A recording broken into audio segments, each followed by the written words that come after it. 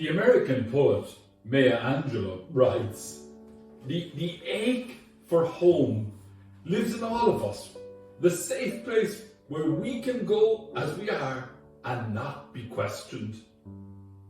The lengthy dialogue between Jesus and the Samaritan woman is one of the most intriguing encounters in the Gospels. Jesus chooses to engage with a three-time outcast. She's a female, a member of a despised, loathsome race, the historic enemies of the true people of God. And to top it all off, she's 5 times married and living with a man she isn't married to. The ending of her marriages may have been for relatively innocent reasons, in a culture in which the husband has a complete monopoly on the matter of divorce. It seems, by the habit of going to the well at midday, a time when she would be least likely to meet others, that she had a bad reputation. But in a patriarchal society, how much of that reputation grew out of the woman's own actions, and how much out of the scapegoating mechanisms of a culture oppressive to women? Jesus makes a request of her before he offers her anything, implying a level of equality. The woman is an active rather than a passive participant in his ministry. They develop a rapport. The encounter breaks religious and social taboos. There is intimacy in this encounter. She is deeply affected by his openness and his teaching, and becomes a crucial witness. What is beautiful about today's gospel is the way Jesus goes about winning hearts, meeting this woman where she is, transcending boundaries, listening, and allowing space for questions and debate. Jesus challenges both the disciples and the woman in the same way, opening with a theological statement to make them think. The woman seems to do much better with Jesus on a theological and wisdom level than the disciples do. They are a bit slow. As the dialogue unfolds, the woman comes to an understanding of who Jesus is. And knowing who Jesus is leads her to know who she is.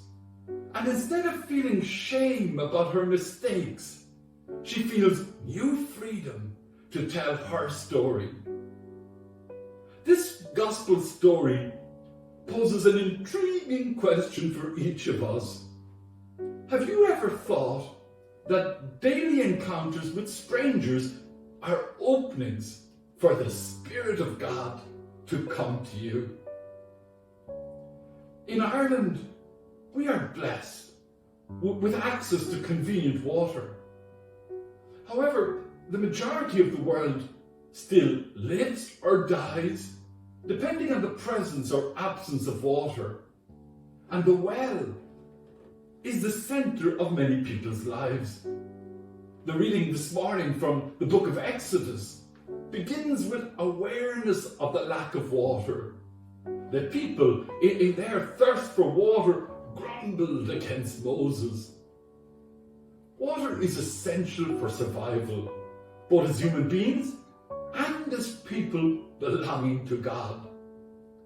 Theologian Richard Rohr understands water as a symbol of God's constant and gracious invitation to union.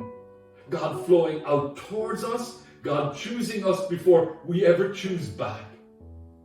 In the scriptures, water is almost always an invitation to that first subtle religious experience when the desire just laps up against you and your mind and heart are open for the first time. It's the first inviting sense that there's something more. It's the momentary recognition that the inside of things is bigger than the outside. Jesus, in his conversation, layers on spiritual metaphors for water, liberation, yearning for salvation, hospitality, healing, and as a source of life. With each poetic turn, his invitation to these waters becomes more compelling. Wisdom, like a spring, bubbles up through his insights. He gives water, and he is water. Water is under siege all over the planet. Watersheds are collapsing. Streams and rivers are dying. Even once safe water systems face toxic threats. Christians are invited to be at home in God.